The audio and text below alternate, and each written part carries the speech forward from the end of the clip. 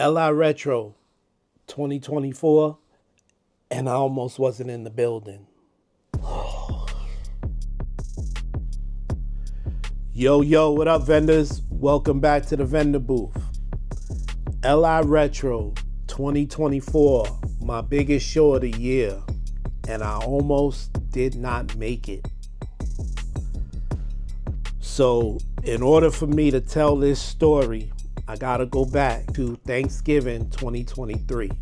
The day before Thanksgiving, I ate some food, caught food poisoning, which subsequently took me out all of December.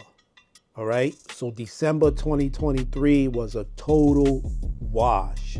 I ended the year on a shitty note. It was terrible. It was the freaking worst. All right. The reason why I'm taking you to the end of 2023 is the applications for LIRETRO and LI Tabletop 2024. Those are brother and sister events. The applications were delivered or sent in December. Okay, that's when they came out. So I filled out the applications, didn't think twice about it, sent them in. Fast forward to 2024. LI Tabletop comes and goes. That was back in April, I want to say, in that area, April, May, something like that. Anyway, I'm looking forward to LIRETRO, which is my biggest show of the year. I'm recording this a few days after, so this is a few days after the event. Now, the Sunday before the event, I reach out to Joe, who runs LIRETRO, and I say, yo, what time is set up on Thursday? Because there's Thursday evening set up, and then there's Friday morning before the event starts Friday afternoon. Now, I don't hear back from him until Monday morning, bright and early, around 8 in the morning. I get this email. I'm like, what the hell are you talking about, bro? I damn near lost my mind the minute I read it. So I tried to hold myself together. As you could imagine, I start searching through my emails. I'm checking bank receipts, credit card receipts, going back 6-7 months. And I know in my heart that I filled out this application, and I know that I paid for this freaking show, right? But reality hits, and you didn't do it, bro. The only thing I could think of that happened was when I was sick, I must have been in a headspace where me filling out one application meant I filled out both and paid for both. Or at least that's what I'm running with. That's the only logical thing I could think of right now. Logical. Flawlessly logical. Turns out I didn't fill out the freaking application for the god. So I reached back to Joe. I'm like, yo, if you have any tables, please let me know. He's like, sorry, you on the wait list. The entire week, I'm on this roller coaster, and I'm beating myself up because even with my over 2 decades of experience doing this vendor thing, you make mistakes, you know? And as easy as it is to say that you make mistakes, right? It's harder to accept that I made this dumbass mistake. I mean, I'm in like fucking Hulk smash mode. Like, I'm ready to break things, man. I'm like, like just so freaking angry, right? And it's not the fact that I'm not doing the show. It's more or less that I made the mistake to begin with, because one of the main things that I tell potential vendors is pay fast, pay early, because then you get a upper hand on all the other vendors that haven't paid at the same time you paid. You get favor in the promoter's eyes because you paid early, so he can place you early and give you a better spot, because it's usually first come, first served basis. If you pay first, you get privy to the first group of tables, which is usually in the best spot of the selling floor. Okay? Which is why you want to pay fast, pay early. I talk to my circle of people, right? And some of these people shop with me before, during, or after the event. Okay? So I gotta talk to them regardless, because some of them, sometimes they surprise me and show up at the event. So I gotta let them know, yo, I'm not gonna be there, right? And the general consensus is, really? You didn't pay for you didn't submit the app? What? Thursday comes, 4 o'clock, and I know I'm sitting in my house. 5, 6, 7, 8 o'clock, no communication. And now I'm really on some turning green shit. So I'm sitting there, I'm furious.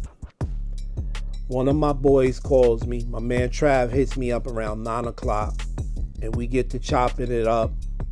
I step out the house to get some air while I'm talking to him, and I'm telling him, yo, I forgot to fill out the app, blah, blah, blah. He says the same thing, you know, all of that. Then he proceeds to say, dude, you might have dodged a bullet. And I'm like, the hell you mean, bro? So while I've been like this all week, I haven't been paying attention to what's been going on outside, right? I'm only stuck in my little world, okay? He's like, yo, this crazy ass storm is coming through. It's already happening up where I'm at in, you know, upstate New York or whatever. And, you know, he's got the bad weather. And I'm like, bro, it's not like that over here. He's like, nah, man, it's coming tomorrow to you. It's supposed to be there all weekend, yada, yada, yada. So I find myself taking some solace in his words, right? And I start getting to the point where, okay, maybe I'm entering that acceptance stage that I'm not doing the show, right? Now, I'm there, but I'm not there, right? So it's just a brief window of opportunity for acceptance of the idea of me not doing this show. So I'm like, yeah, I guess so, you know, whatever. I get off the phone with him 10:30. The minute I hang up, the email comes in. We got a table for you. 10:30 at night. I rush back in the house and I go up to my wife. I said, yo, they got a table for me. And she looks and she's like, got this face. And I'm like, but? And she's like, I can't do her faces. I ain't even gonna try. Anyway, I say, but I don't know now because there's supposed to be this big storm. And she's looking at me and she's got on this face. And I'm like trying to explain this position. And she's like, you finished? You finished? And I see her face. And before she snaps, right? She says this shit so eloquently. She says, what are you, freaking stupid or something? She starts ripping on me, like just going. So while she's talking, right, I walk away, I go to the computer, email Joe, give me the table, send me the invoice. He does all of that. I pay for everything, right?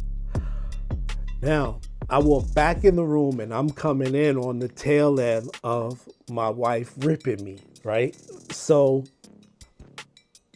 I'm there like, okay, right? She finally finishes. She doesn't know I already paid for everything. Friday morning comes, I wake up, I'm looking, there's no sign of any storm whatsoever. So I'm like, all right, maybe we good, maybe it passed. Me and my son, we pack up the truck, we go to set up, get up in there around 11:30, 12-ish, do what we gotta do. And I'm like, all right, bro, let me get you home so I could get back on time and finish up. I'm driving back to the Cradle of Aviation, and in my rear view mirror, there's this like gray just like following me. The sky's just like gray behind me, following me. And I'm like, yo, this type, wow, almost like some movie crap or whatever, right? Get to the spot, there's a little bit of people online, and I'm like, it doesn't look too good. But get in, do what I gotta do. Doors open at 4 o'clock, people start to file in, and before I know it, it's around 4:30, 5 o'clock, and the place is freaking packed. I would guesstimate 1,000 people in the building, that freaking quick. I look out the window, the entire front of the place is all glass, as you seen in the video footage. The entire place, the front is all glass. So the trees is whipping around and the sky's like crazy gray. No rain yet though. So we there doing our thing. And everything is going great. And then all of a sudden, it starts to pour. The crowd is not going crazy or showing any signs of anything being out of the ordinary. So I'm following suit. 8 o'clock hits, the staff comes out, they got the stanchions, they got the blackout panels, which they put up all around the selling floor, right? To block off anybody from entering any booths. Now, they don't get to me and my vendor buddy until a little while after 8, maybe like 8:30. So we still have time to keep selling to people that are leaving the spot. You getting those last minute sales in before the show floor closes. Finally get to us. They hook us up, got us closed off. I shut my booth down, get my tarps up and all that good stuff, right? And when I look up, it's damn near 9 o'clock. So I'm leaving with everybody else that's leaving, right? Walk to the doors, and there is very light, like a really light drizzle or rain.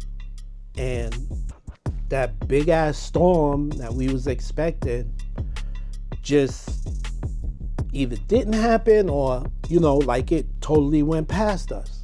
Come back Saturday morning, one of my vendor buddies comes over. She says, how was yesterday? We get to chop it up. And then she goes, did you hear what happened? She's like, yeah, while we was here. It was declared a state of emergency. And we were in the midst of this crazy ass storm. And I'm like, well, whatever the case, it worked out. I'm just happy to be in the damn building. Saturday and Sunday, no sign of any kind of storm. The weather was beautiful. The freaking crowd, the people showed up, and the show itself was just as expected. So everything worked out the way it was supposed to in the end, which leads me to my takeaways from this show. Number one, first and foremost, right? You want to keep in touch with your people, okay?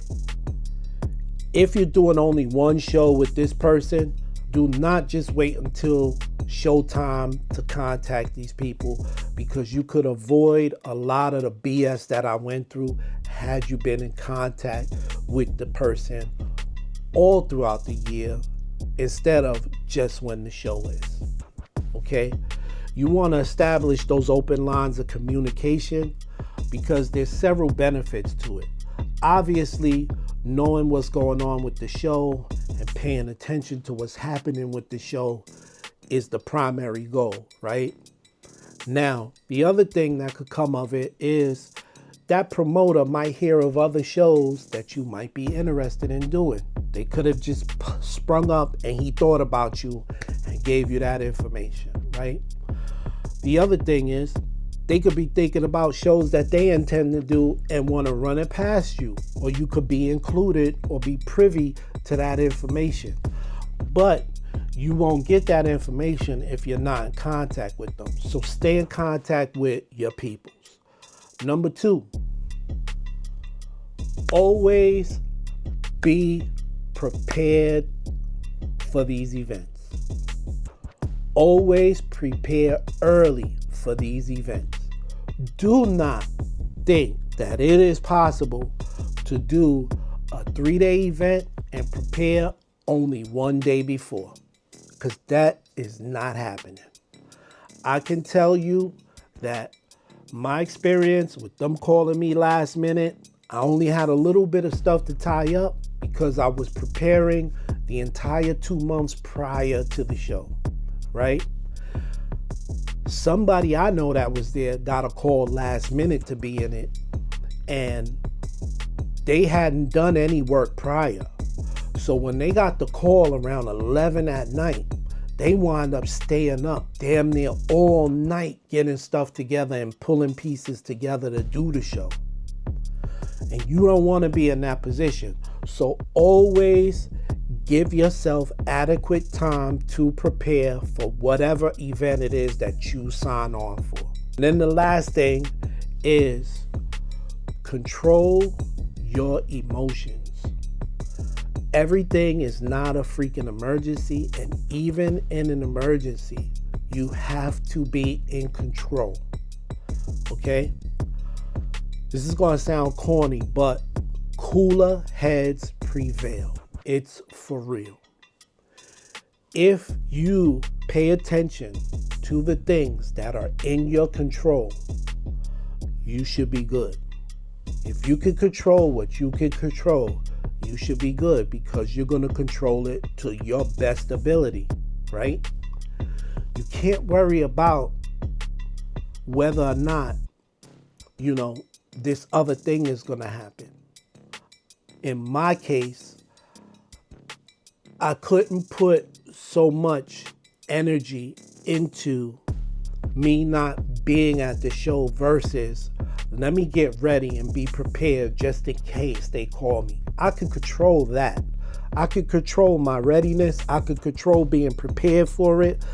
I could control me not losing my damn mind, right? I could control that. However, had I let go, right?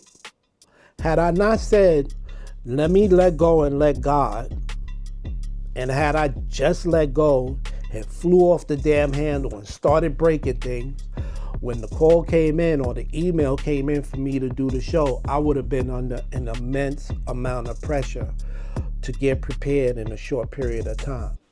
And then emotionally, right, I would have been out of it.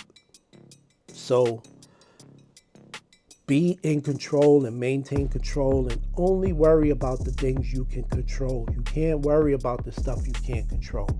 In closing, I want to say this. Joe from LIRETRO, thank you so much for getting me in last minute, brother. I appreciate you. I appreciate the show. Thank you so much to you and your staff. To my man Seamus from Cradle Aviation. My brother, keep doing your thing. You and your staff, that spot is immaculate. Please keep doing your thing. And whatever shows y'all got going on, I'm in there. Okay? And with that, I bid you adieu.